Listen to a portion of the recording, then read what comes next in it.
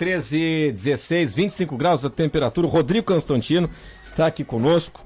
Esquerda Caviar, a hipocrisia dos artistas intelectuais progressistas no Brasil e no mundo. O Rodrigo está lançando hoje o livro dele aqui em Florianópolis. Rodrigo é blogueiro da Veja e colaborador do jornal O Globo. Rodrigo, obrigado pela tua presença aqui conosco. Tudo bem? Eu que agradeço, tudo bem. Me diz uma coisa, Rodrigo. O que é a nossa esquerda hoje? Dá para a gente separar de uma forma bem clássica hoje o que é esquerda, o que é direita no Brasil? São denominações confusas. Muitas vezes rótulos servem para facilitar a compreensão, mas também simplificam e limitam demais, né? Então, eu mesmo, não sei se eu gosto de dizer que eu sou de direita. Com certeza eu não sou esquerda. Eu não me associo ao que eu ataco nesse livro aí, que é justamente essa visão de tudo pelas aparências, um discurso bonitinho, sensacionalista, mas na prática resultados muito ruins. Mas o que é direita, né? Se direita é associado a coisas autoritárias, a conservadores ou reacionários do Brasil, da linha aí do PMDB e companhia, não tem nada a ver com isso. Eu defendo uma linha liberal, uma linha talvez mais na linha de Thatcher ou Reagan, aí tudo bem. Então são rótulos que muitas vezes confundem mais do que ajudam, né? Uhum. Agora, nesse sentido, os exemplos da América Latina, mais voltados esses exemplos para um populismo com ampla aceitação popular, mas à medida em que há problema econômico a coisa dá uma tumultuada, né? Bom, nós temos aí Venezuela, Bolívia, Equador, Argentina, e aí, como é que estamos? Mal, é a turma dos bolivarianos, né? O socialismo do século XXI, que é muito parecido com o do século XX. Acaba entregando miséria, mais miséria, né?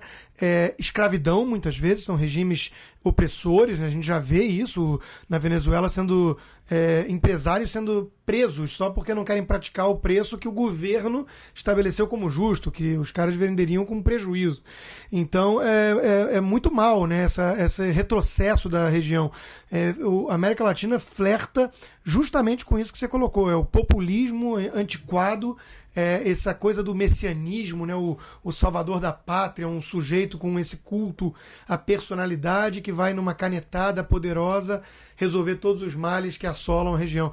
Não é por aí, a gente tem que construir uma democracia mais sólida, republicana, com descentralização de poder, com regras claras do jogo, com império das leis, né, e leis isonômicas válidas igualmente para todos, né, sem essa coisa de todos somos iguais, mas uns mais iguais que os outros. Como a gente tem visto até mesmo agora, o PT no Brasil, sempre com essa bandeira aí de olhar para os mais pobres e oprimidos, e na verdade não é nada disso. Quando a gente vê o mensalão e a prisão agora de alguns dos culpados e condenados, a gente vê que eles têm várias regalias na prisão, né?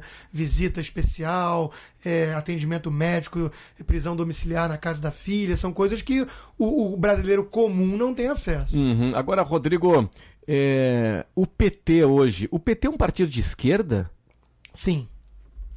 Muita gente diz que não, porque acabou se associando justamente ao que há de mais retrógrado na política aí, a turma, os velhos caciques, né? Renan, Sarney. Todos os coronéis Sim. Nordestinos, mas é um partido de esquerda no sentido de que defende uma bandeira que é associada ao esquerdismo, que é essa visão intervencionista do Estado, paternalista em relação ao cidadão. Quer dizer, nós somos tratados como uma espécie de crianças ou mentecaptos, crianças indefesas que precisam da tutela do papai governo. As próprias metáforas que usa, né? A mãe do PAC, essa visão paternalista, intervencionista na economia, é uma visão associada tradicionalmente à esquerda, né?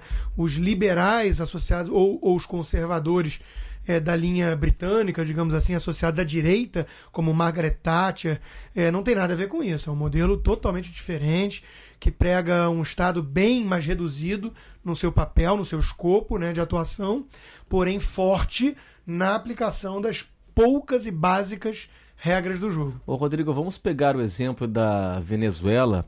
A chamada grande imprensa tem uma visão, queria ver se você concorda, mais exótica da Venezuela, né? Aparece mais na mídia por exemplo, o governo da Venezuela cria o Ministério da Felicidade, muda a data do Natal. Quer dizer, umas coisas mais voltadas para a bizarrice, o exotismo e tal.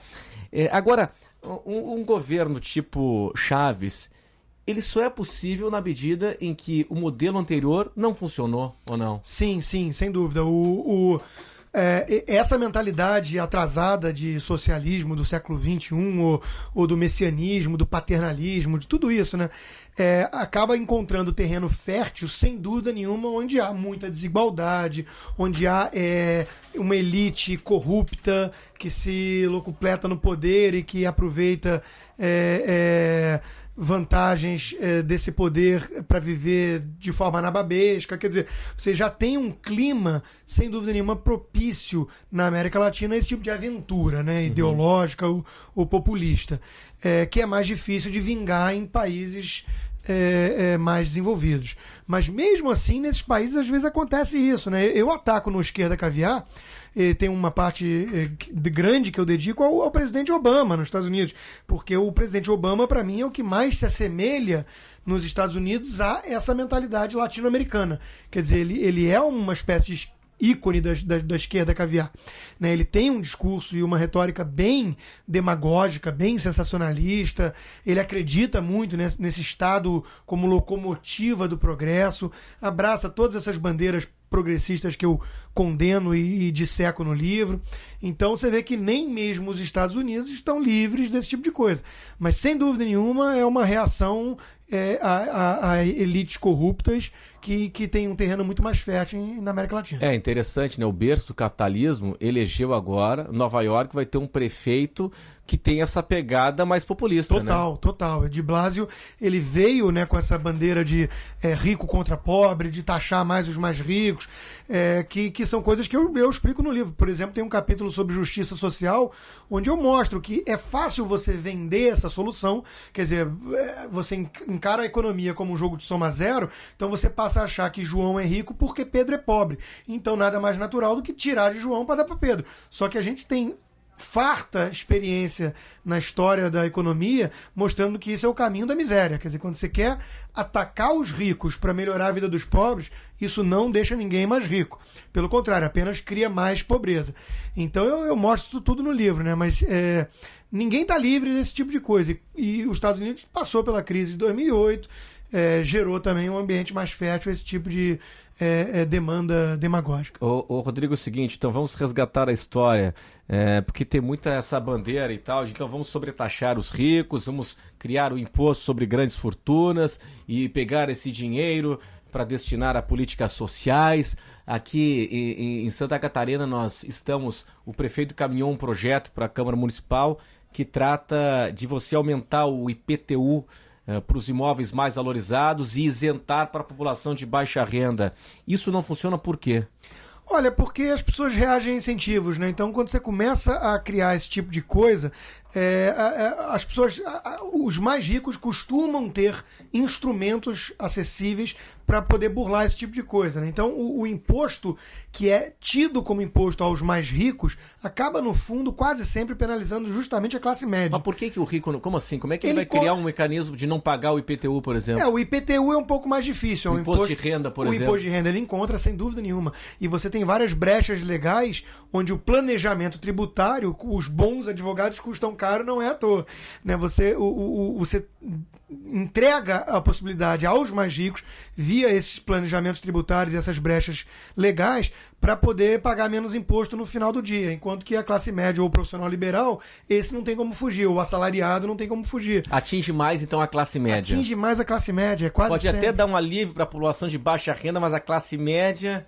acaba penalizada, normalmente é espremida no meio. E os ricos também acabam encontrando outros instrumentos de favorecimento. Por exemplo, subsídios via BNDES, barreiras protecionistas contra produtos concorrentes importados. Então você começa a criar um modelo que é um modelo que a gente chama de capitalismo de Estado, né?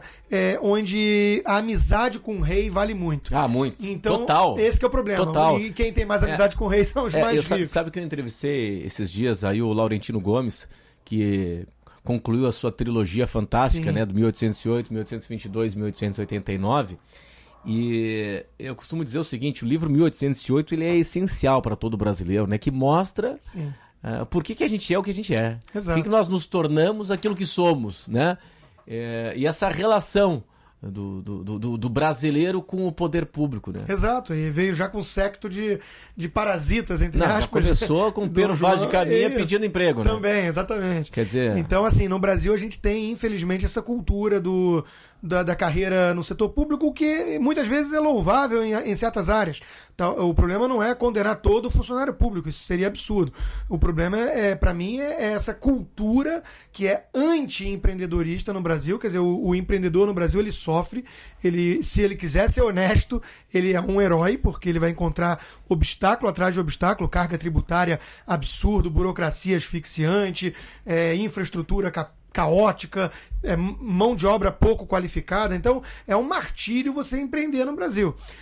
E em contrapartida, o funcionário público acaba gozando de estabilidade, férias maiores e várias outras regalias. O Rodrigo Constantino está aqui conosco, lançando Esquerda Caviar. Esse papo é muito bacana. O Rodrigo, por que há hipocrisia dos artistas intelectuais brasileiros? Onde é que está essa hipocrisia? Está em você pregar uma coisa e viver de forma diametralmente oposta a ela. Exemplo, você tem músicos famosos como compositores como Chico Buarque ou o arquiteto já falecido Oscar Niemeyer, que sempre enalteceram o regime socialista, até mesmo com endereço, o regime cubano, que é uma ditadura há 50 anos.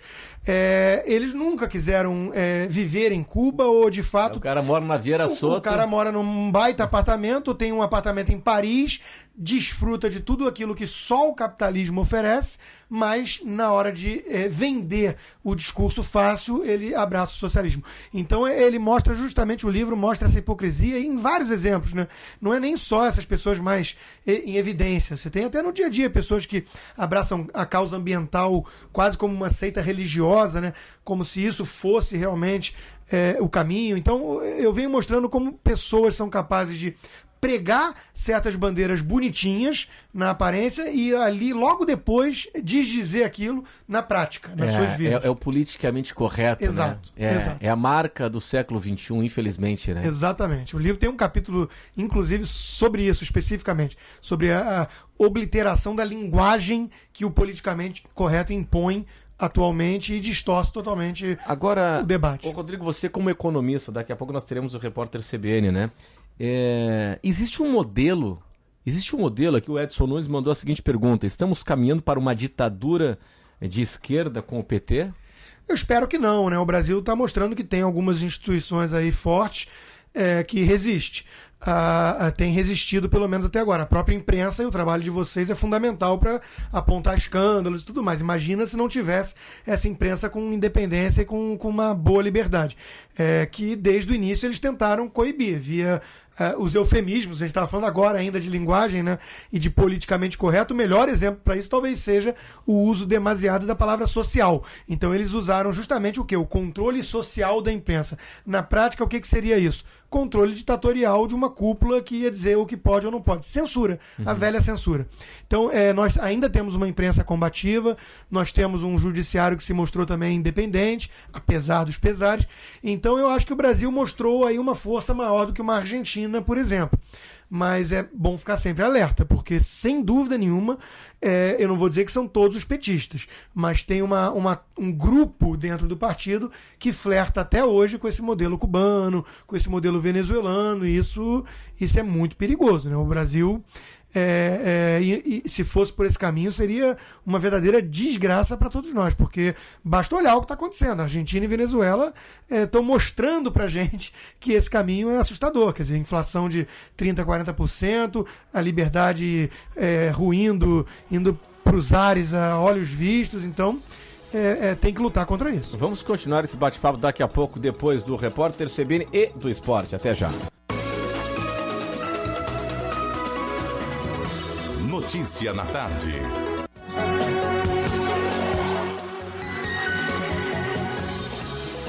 Este é o Notícia na Tarde, aqui na CBN Diário. Também estamos na TV Com, 20 minutos para as 4 horas, 25 graus a temperatura. Oswaldo Sagaz está, imagino, na Câmara de Vereadores. Daqui a pouco começa a ordem do dia com a votação do plano diretor, hein? primeira votação do plano diretor. Vai para votação mesmo, Sagaz?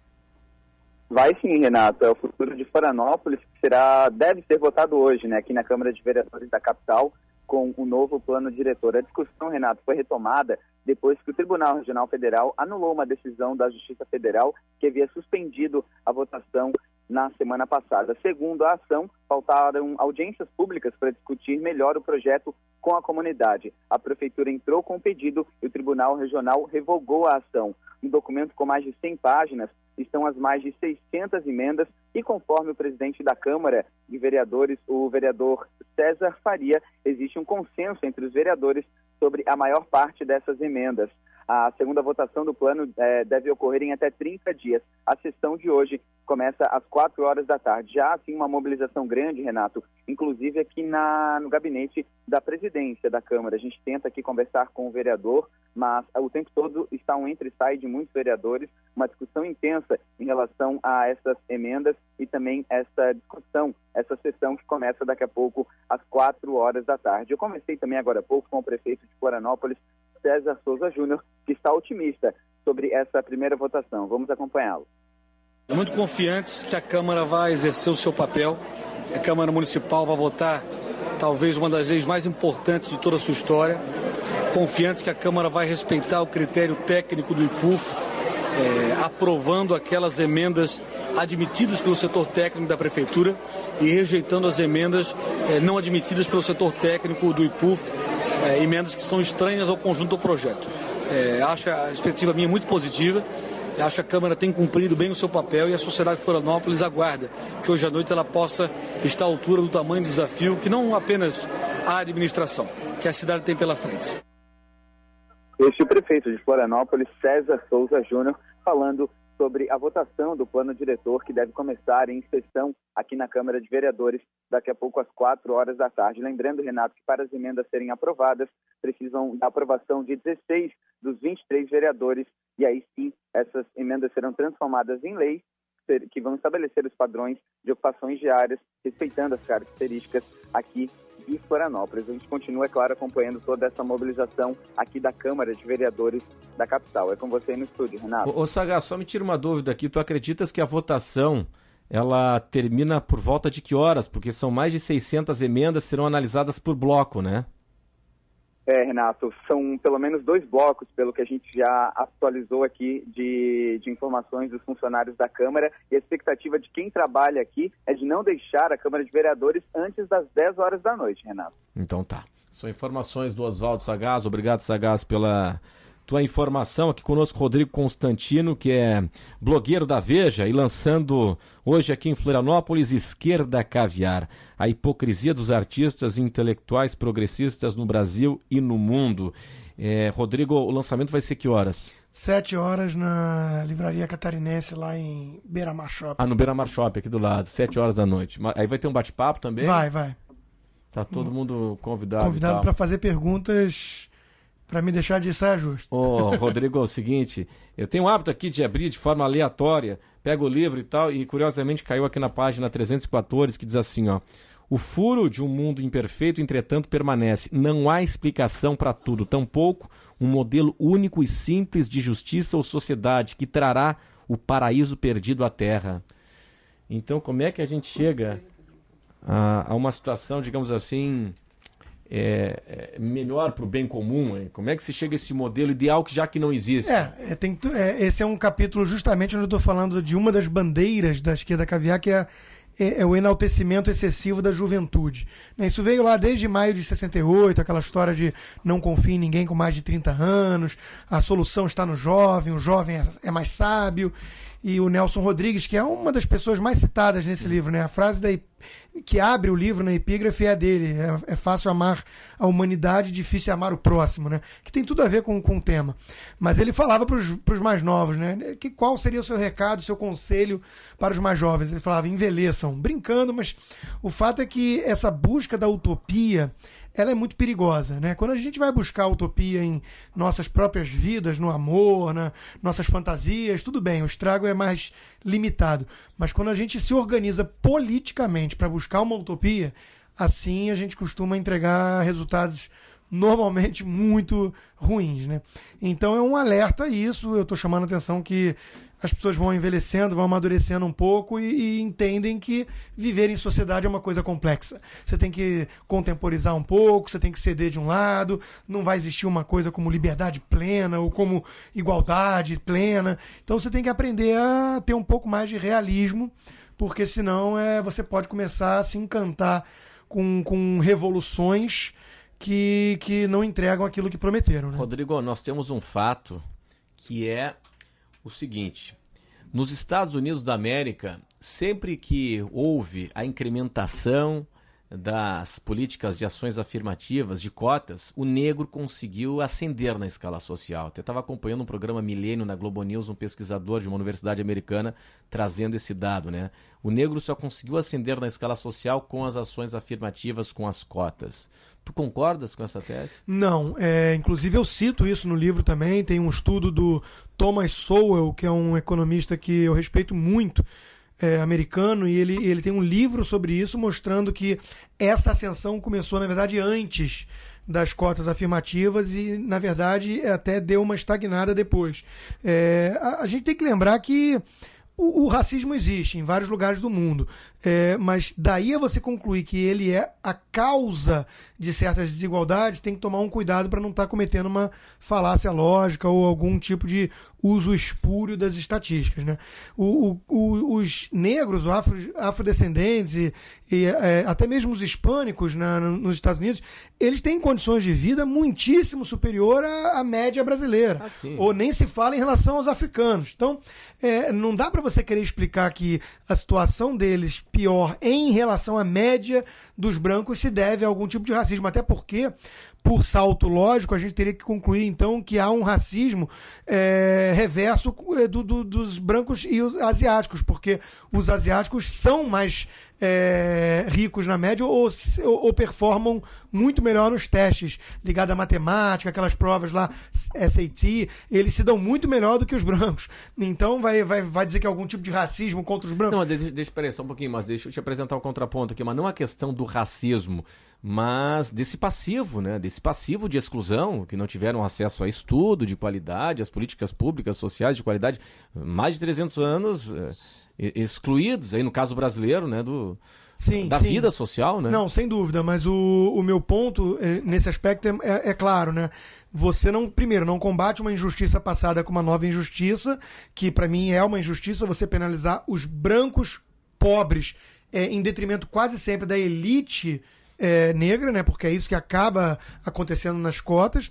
Sem falar que eu acho muito estranha essa bandeira de segregar a população com base no critério racial para combater o racismo. Quer dizer, me soa esquisito. Então eu acho que a melhor política social que tem nesse caso para resolver esse problema é investimento em ensino básico para brancos, pardos e negros, para quem for, né? Porque é um problema muito mais social do que de raça no Brasil, principalmente. É uma população miscigenada, 40% se considera parda, ou seja, rejeita o rótulo de branco ou preto, e estão sofrendo juntos. Você vai numa favela, estão sofrendo juntos. Você vai na escola municipal, na escola estadual, com greve, com professores de péssima qualidade, estão sofrendo juntos. Então, eu prefiro atacar o problema como um todo do que focar e perder tempo debatendo a questão racial, que para mim acaba servindo para fomentar mais ainda o racismo. A pergunta aqui do nosso ouvinte, o Laércio, nos ingleses, no norte da ilha, diz assim, ó, ainda temos oposição à esquerda que está no poder? E ele pergunta assim, ó, há condições do PSDB virar outro PSD? Eu tenho dito há algum tempo já que o Brasil vive uma hegemonia de esquerda, né? Todos os partidos que eu olho aí, eles acabam defendendo de uma forma ou de outra intervenção estatal forte, paternalismo, e tudo, assistencialismo e tudo mais. Não tem nenhum partido, para dar um exemplo, nem mesmo o DEM, que era o PFL antigo, com uma bandeira de privatização novamente agressiva, de Petrobras, Banco do Brasil ou coisa do tipo. Então não tem nenhum partido hoje abraçando essas bandeiras mais liberais. E falar em oposição no Brasil é complicado, porque realmente ela deve estar dormindo, hibernando aí nos últimos 10 anos, porque é uma oposição muito tímida, tiveram várias oportunidades de bater pesado na situação, no governo, no partido que está no poder, que é o PT e a sua coalizão, e não fizeram, né? Foram tímidos, foram meio acovardada até essa oposição. Então eu fico muito preocupado com isso. Uma democracia sólida e saudável, ela exige oposição firme. Como o PT sempre soube fazer. O PT sempre foi uma oposição até mesmo estridente às vezes. Fez muito bem a oposição. Mas é importante, né? Você tem que ter uma oposição barulhenta, uma oposição que toca na ferida, que ataca o que não concorda ou o que vê de errado. Isso é parte do processo democrático. A gente vê isso nos Estados Unidos, na Europa e no Brasil. Infelizmente, eu acho que a nossa oposição é muito tímida. Rodrigo Constantino, que é blogueiro da Veja, lançando hoje às 7 horas no Beira Mar Shopping, na Livraria Catarinense. Esquerda Caviar, a hipocrisia dos artistas intelectuais progressistas no Brasil e no mundo. É ferro puro. Rodrigo, obrigado pela tua presença aqui conosco. E a gente vai conversar daqui a pouco numa gravação aqui na TV Com, tá certo? Tá certo, eu que agradeço, obrigado. Este é o Notícia na Tarde, 8 minutos para as 4 horas. Intervalo, até já.